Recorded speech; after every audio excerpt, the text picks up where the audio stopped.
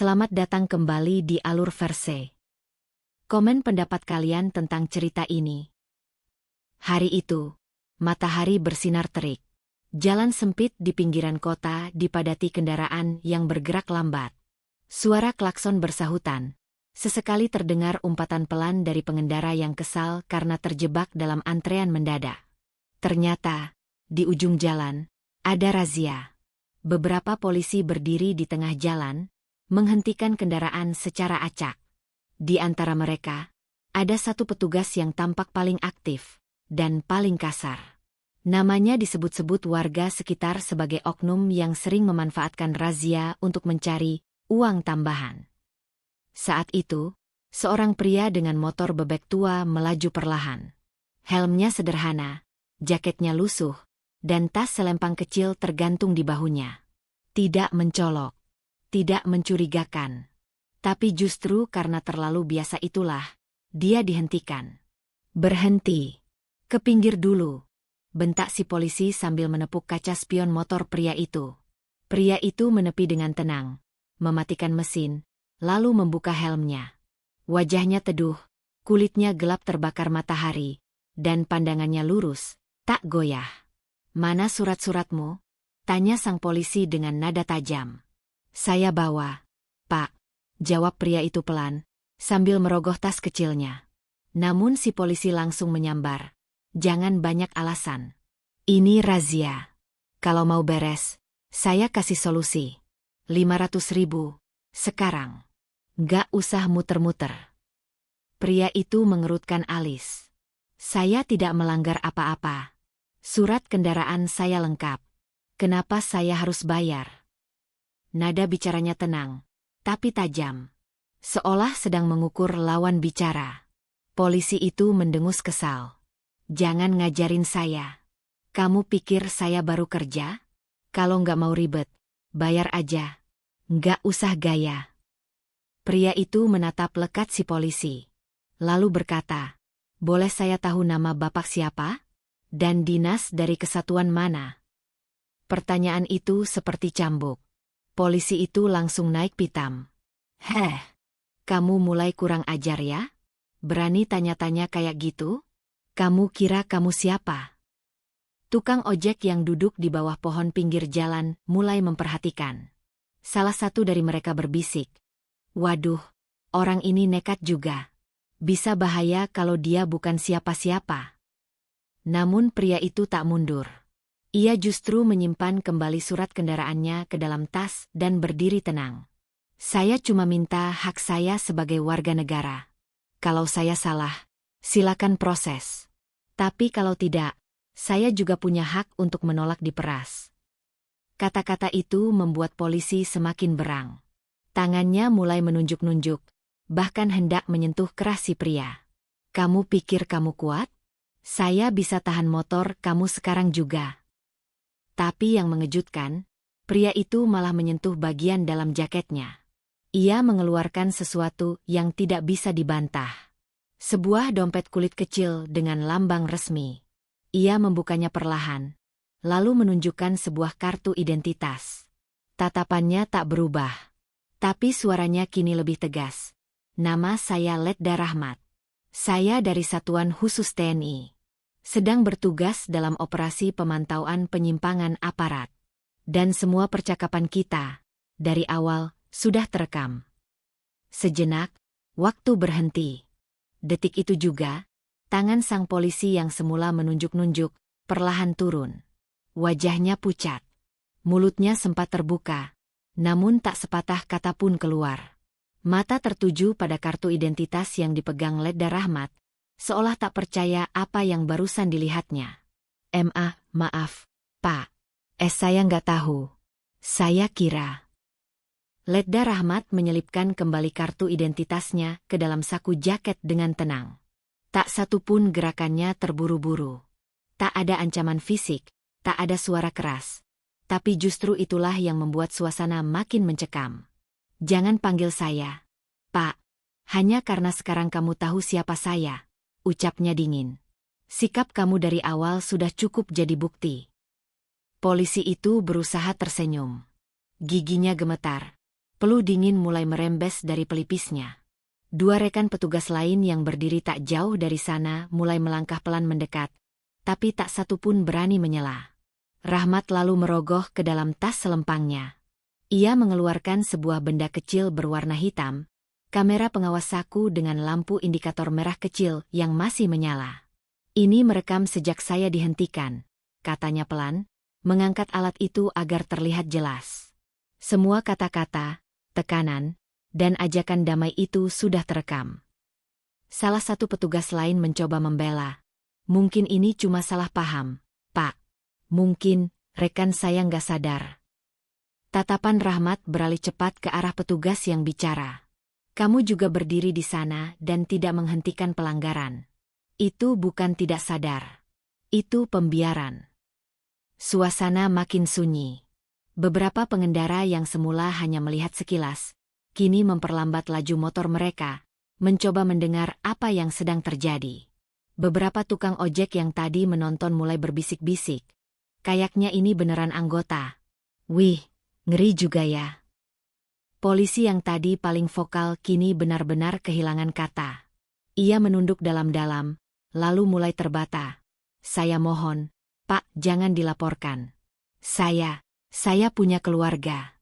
Anak saya baru masuk sekolah. Saya janji nggak akan ulangi lagi. Letda Rahmat memandangnya lama. Tak ada senyum, tak ada kemarahan, hanya ketegasan yang terpancar dari sorot matanya. Orang-orang seperti kamu sudah terlalu lama membuat jalanan ini jadi tempat pungli, bukan tempat penegakan hukum, katanya tajam. Saya bisa saja langsung melaporkan ini sekarang juga. Tapi bukan itu tujuan saya. Polisi itu menatapnya heran. Bukan. Tujuan saya, lanjut Rahmat, adalah melihat apakah masih ada aparat yang tahu malu dan mau berubah. Kalau kamu masih punya harga diri, kamu tahu apa yang harus kamu lakukan. Sejenak hening. Polisi itu menunduk, menggigit bibir bawahnya, lalu perlahan berdiri tegak dan memberikan hormat. Saya salah. Saya akan laporkan sendiri perbuatan saya ke atasan. Saya siap diproses. Rahmat menatapnya 1 detik lebih lama, lalu mengangguk kecil. Bagus. Jangan buat saya temui kamu lagi dalam kasus yang sama. Ia lalu melangkah ke arah motornya, memasang helm dengan santai, seolah tak terjadi apa-apa. Namun sebelum menyalakan mesin, ia sempat menoleh dan berkata pelan, "Jangan pikir saya sendirian." Seketika itu, dari kejauhan, sebuah mobil hitam berpelat militer berhenti di tikungan. Dua pria berseragam loreng turun perlahan, berdiri diam di pinggir jalan. Wajah-wajah di sekitar langsung berubah. Tidak ada yang berani bicara. Polisi yang tadi beringas kini nyaris tak mampu berdiri tegak. Dan Letda Rahmat pun pergi, meninggalkan ketegangan yang menggantung di udara. Hari mulai bergeser ke sore. Langit perlahan berubah jingga, dan lalu lintas di jalanan pinggir kota mulai sedikit mereda.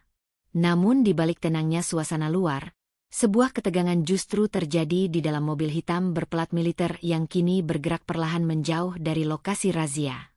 Letda Rahmat duduk di bangku belakang, membuka helm dan menyandarkan kepala sejenak. Di sebelahnya, salah satu rekan dari satuan khusus, Sertu Bayu, menatap layar ponsel yang menampilkan rekaman kejadian barusan. Semua terekam rapi. Suara jelas. Wajahnya juga masuk semua. Termasuk ekspresi paniknya saat lo buka identitas. Gumam Bayu sambil tersenyum kecil. Rahmat hanya mengangguk. Bagus. Kirim ke pusat. Jangan edit. Biarkan mereka lihat kenyataan di lapangan seperti apa. Di kursi depan, seorang perwira senior berpangkat kapten membuka pembicaraan. Gimana evaluasimu? Rahmat menjawab singkat. Target masuk dalam daftar pengawasan kita selama 3 bulan terakhir. Hari ini dia buktikan semuanya benar. Tidak hanya pungli, tapi juga tekanan terhadap warga sipil. Dan yang lebih parah, dia melakukannya dengan bangga. Kapten itu menarik napas panjang. Operasi seperti ini kadang bikin kita muak sendiri. Tapi kalau bukan kita yang bersihkan, siapa lagi? Seketika suasana dalam mobil menjadi hening. Hanya suara AC dan getaran lembut mesin yang terdengar. Rahmat memandangi keluar jendela. Di kejauhan, terlihat pasar tradisional, anak-anak kecil berlarian, dan ibu-ibu membawa belanjaan di keranjang. Kadang gue mikir, ujar Rahmat pelan, warga itu udah cukup susah cari makan. Tapi masih harus dihadapkan sama aparat yang korup. Sekali kena tilang bodong, bisa habis uang dapur. Bayu menimpali, dan parahnya, mereka takut lapor. Karena pelaku itu pakai seragam. Seragam yang seharusnya mereka hormati. Mobil berhenti di depan sebuah bangunan tua yang tampak tak mencolok. Markas kecil sementara tempat tim pengawasan menyimpan data dan menyusun laporan. Sebelum turun, Kapten memberi instruksi terakhir. Besok kita briefing ulang. Akan ada perintah lanjutan. Tapi yang penting malam ini, kalian istirahat dulu. Rahmat, kirim ringkasan evaluasi ke email saya sebelum jam 8. Siap, Komandan. Rahmat turun dari mobil, langkahnya tenang. Namun pikirannya tak henti memutar kejadian hari itu. Baginya, misi ini bukan sekadar penugasan. Ada sesuatu yang lebih dalam. Sebuah kepercayaan dari rakyat kecil yang tak pernah bisa mengadu, tak tahu kemana harus melapor, dan hanya bisa pasrah jika disalahkan. Ia melangkah ke dalam markas, melepas jaket lusuh yang menjadi bagian dari penyamarannya. Di balik penampilan sederhana itu, ada seorang prajurit aktif yang memegang teguh amanah, membersihkan dari dalam, tanpa sorotan. Beberapa anggota tim lain menyapa. Salah satu dari mereka, Serda Leman, bertanya, "Tegang tadi?" Rahmat tersenyum tipis. Tegangnya bukan karena peran, tapi karena lihat betapa mudahnya kekuasaan dipakai buat menekan yang lemah. Leman mengangguk. Dan itu baru satu titik. Masih banyak yang harus kita buka. Rahmat mendekati meja, membuka laptop, lalu mulai mengetik laporan. Di layar, deretan nama-nama target lain dalam daftar pengawasan mulai terbuka satu persatu. Operasi ini belum selesai. Ini baru awal. Keesokan harinya, berita itu meledak di media sosial. Sebuah video berdurasi 4 menit menampilkan peristiwa di pinggir jalan. Seorang pria berpenampilan sederhana dihentikan paksa oleh oknum polisi, lalu dipaksa membayar uang damai. Video itu tidak diberi judul mencolok, hanya keterangan singkat. Inilah yang terjadi ketika rakyat tidak diam. Namun isinya berbicara lebih keras dari ribuan kata. Detik pertama menampilkan nada kasar si polisi, sorotan kamera menyorot wajahnya yang arogan, lalu suara tajam pria yang menolak membayar. Lalu detik berikutnya, tatapan berubah ketika kartu identitas ditunjukkan, dan wajah polisi itu mendadak panik. Tagar oknum tumbang dan TNI beraksi mulai ramai di X dan TikTok. Video itu menyebar cepat. Dalam hitungan jam, akun-akun berita alternatif mulai membahasnya. Apakah ini bagian dari operasi khusus? Intel TNI menyamar, ini tujuannya. Di sebuah ruang kerja di Mabes TNI, Letkol Bima menonton rekaman yang sama. Wajahnya serius. Ia memanggil kapten yang sebelumnya memimpin tim Rahmat. Kiriman dari lapangan sudah saya terima. Luar biasa bersih. Tak ada satupun yang bisa dibantah, ujarnya pelan. Kapten mengangguk. Rahmat dan timnya bekerja rapi. Dan lebih penting, respon publik menunjukkan bahwa masyarakat haus akan ketegasan seperti ini. Letkol Bima menatap layar sejenak, lalu berkata, "Sudah waktunya kita bawa ini ke tahap 2. Tak hanya razia jalanan, tapi menyusup ke sektor-sektor yang lebih dalam. Terminal, pos penjagaan, bahkan unit-unit pelayanan SIM. Kita uji semuanya."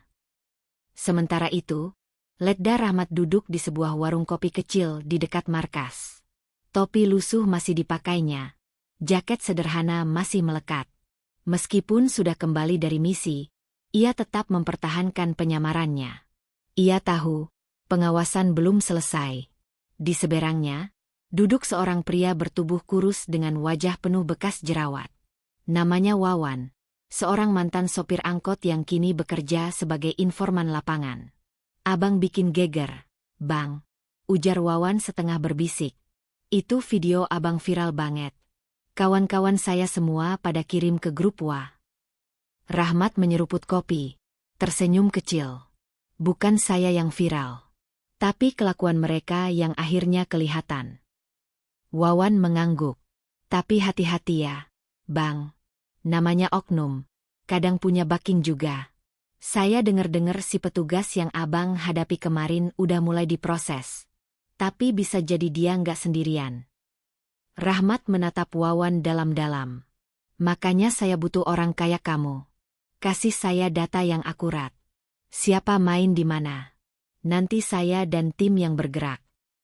Wawan mengeluarkan ponsel jadul dari kantongnya.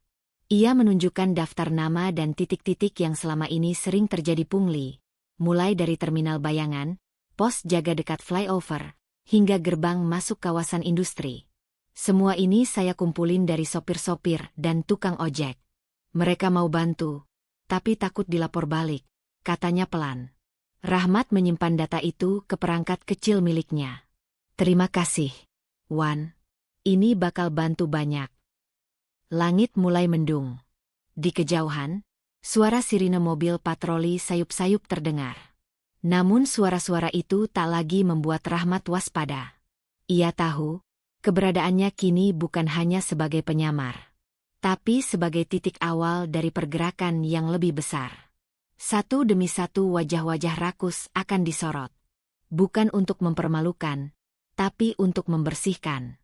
Dan ini baru permulaan. Pagi itu, ruang rapat di salah satu markas kepolisian wilayah tampak tegang. Beberapa perwira menengah duduk berjajar, sebagian memegang dokumen, sebagian lain terlihat gelisah. Di layar besar terpampang tayangan video yang sama. Adegan ketika oknum polisi memaksa uang damai lalu terkejut saat identitas asli Letda Rahmat terbongkar. Seorang kombes berpakaian rapi berdiri di depan ruangan. Suaranya tenang, tapi syarat tekanan. Kejadian ini bukan hanya mencoreng citra institusi kita, tapi membangunkan publik dari tidur panjang. Kita bukan lagi berhadapan dengan media, tapi dengan realitas. Seorang perwira muda angkat tangan, ragu-ragu. Pak, apakah kita sudah tahu siapa sebenarnya petugas dalam video itu? Sudah. Brigadir Rizal. Anggota aktif. Pernah dapat peringatan 3 bulan lalu karena keluhan masyarakat, tapi tidak ada tindak lanjut. Ruangan mendadak hening. Dan sekarang, tanya yang lain. Sudah ditahan sementara untuk pemeriksaan. Tapi dampaknya lebih luas. Polda Pusat meminta laporan menyeluruh terkait razia dan prosedur di lapangan. Mereka ingin bersih-bersih, dan publik ingin bukti. Tak jauh dari sana, di ruang sederhana tanpa atribut resmi, Letda Rahmat dan timnya tengah menyusun peta besar di dinding. Peta itu penuh dengan penanda titik-titik rawan pelanggaran. Setiap warna mewakili jenis laporan. Pemerasan di pos lalu lintas, pungli di pos pelayanan surat kendaraan, hingga intimidasi kepada warga tak bersalah. Sertu Bayu menambahkan satu penanda lagi di sudut bawah peta. Ini laporan dari tukang sayur. Dia sering ditahan kendaraannya tiap subuh karena alasan lampu rem mati, padahal nggak pernah dicek. Rahmat mendekat, menandai titik itu dengan lingkaran merah. Kita kirim tim kecil. Rekam semuanya. Tapi tanpa konfrontasi dulu. Cukup bukti visual dan suara. Di meja samping, Serda Leman membuka laptop, menampilkan file video baru dari pos penjagaan di kawasan industri. Bang, yang ini lebih parah. Mereka minta setoran mingguan dari truk-truk distribusi. Kalau enggak, katanya surat jalan bisa dicoret. Rahmat menarik napas panjang. Mereka pikir pakai seragam berarti punya kuasa tak terbatas. Bayu menimpali, kita tahu sistem ini udah lama rusak. Tapi dulu, tak ada yang berani tunjuk langsung. Sekarang beda. Rahmat menatap layar laptop, lalu bergumam. Sekarang rakyat punya kamera. Dan kita punya mandat. Sementara itu, efek dari video pertama masih terus menyebar. Beberapa kantor polisi menerima laporan dari warga yang biasanya takut bicara. Lembaga pengawas kepolisian mulai membuka posko pengaduan terbuka. Bahkan, seorang anggota dewan mengangkat isu ini di rapat terbuka. Namun di balik semua itu, tidak semua pihak senang. Ada desas-desus tentang pihak-pihak tertentu yang mulai merasa terganggu. Mereka menyadari, jika penyamaran seperti Rahmat terus berlanjut, banyak jaringan gelap di tubuh institusi yang bisa terbongkar. Sore itu, Rahmat menerima pesan teks tanpa nama. Isinya singkat, berhenti sebelum terlalu dalam. Tidak semua seragam itu teman. Dia hanya tersenyum, lalu menghapus pesan itu tanpa membalas. Ia tahu, ancaman akan datang. Tapi baginya, diam adalah bentuk pengkhianatan terhadap rakyat yang percaya ada keadilan. Dan keadilan bukan untuk ditawar. Malam itu, langit kota tampak kelam. Awan menebal seperti menyimpan amarah, seolah menjadi pertanda akan pecahnya sesuatu yang besar. Di markas kecil tim intelijen TNI, suasana tidak seperti biasa. Semua anggota terlihat siaga. Sebagian menyiapkan peralatan, sebagian lain duduk mengelilingi meja yang dipenuhi data. Letda Rahmat berdiri di tengah ruangan. Di tangannya, selembar surat perintah resmi dari komando atas. Ia membacanya keras-keras, suaranya tegas. Berdasarkan temuan di lapangan dan bukti valid yang terkumpul, komando memutuskan untuk melanjutkan operasi ke tahap final. Target: penggerebekan pos razia fiktif dan penangkapan oknum yang terlibat dalam pungli terstruktur. Semua menatap serius. Tak ada satupun yang bicara. Tak ada lagi penyamaran. Tak ada lagi sekadar observasi. Kali ini, mereka turun sebagai pasukan resmi, berpakaian lengkap dengan identitas terbuka. Beberapa jam kemudian, konvoi kendaraan militer bergerak menyusuri jalan kota. Lampu-lampu jalan memantul di bodi mobil hitam yang sunyi.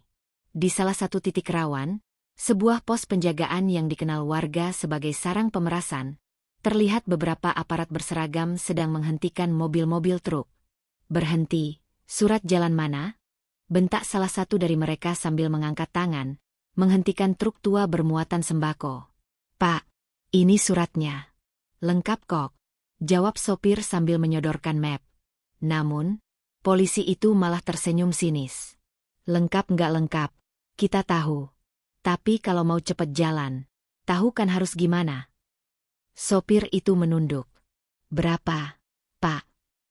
Namun sebelum uang sempat berpindah tangan, terdengar suara keras di kejauhan. "Semua, angkat tangan. TNI, jangan bergerak." Cahaya lampu sorot menyala. Puluhan pasukan bersenjata keluar dari kendaraan. Letda Rahmat berjalan paling depan, dengan seragam lengkap dan identitas penuh. Tidak ada lagi topi lusuh, tidak ada lagi jaket penyamaran. Oknum aparat yang tadi memeras langsung membeku. Salah satu dari mereka mencoba kabur, tapi dengan sigap sertu Bayu meringkusnya. "Apa-apaan ini?" "Kami cuma menjalankan tugas," bentak salah satu dari mereka. Rahmat mendekat, menatapnya tajam. "Tugas? Meminta uang dari rakyat yang tidak salah itu bukan tugas. Itu penghinaan terhadap seragam yang kamu pakai." Di saku belakang petugas itu, ditemukan buku catatan kecil berisi daftar setoran harian. Semua lengkap, nominal, lokasi, bahkan kode nama. Tak butuh lama, mereka digiring ke kendaraan pengangkut. Wajah-wajah panik dan penuh ketakutan tak bisa berbohong. Mereka tahu, malam ini bukan akhir dari tugas mereka, tapi awal dari pertanggungjawaban. Keesokan paginya, berita tentang operasi besar itu menghiasi layar media nasional. Judul-judul utama menyuarakan hal serupa. TNI ungkap jaringan pungli terstruktur di pos jalan raya. Operasi rahasia ungkap oknum di balik razia fiktif. Seragam tak lagi jadi tembok, keadilan menembus semua. Warga menyambut positif. Di media sosial, dukungan terus mengalir. Banyak yang mulai berbicara, mengungkap pengalaman mereka, memberi kesaksian. Masyarakat tak lagi diam. Dan di satu sudut markas kecil, Rahmat menatap layar laptopnya. Ia membaca satu komentar dari seorang warga yang tak dikenal. "Terima kasih untuk kalian yang tak hanya pakai seragam, tapi pakai nurani. Kami mulai percaya lagi." Rahmat menutup laptop, lalu menatap langit. Tak ada peluit. Tak ada sorak kemenangan. Tapi dalam hening itu, dia tahu, perjuangan belum usai. Namun untuk hari ini, satu titik hitam sudah berhasil dipadamkan. Dan suara keadilan akhirnya terdengar.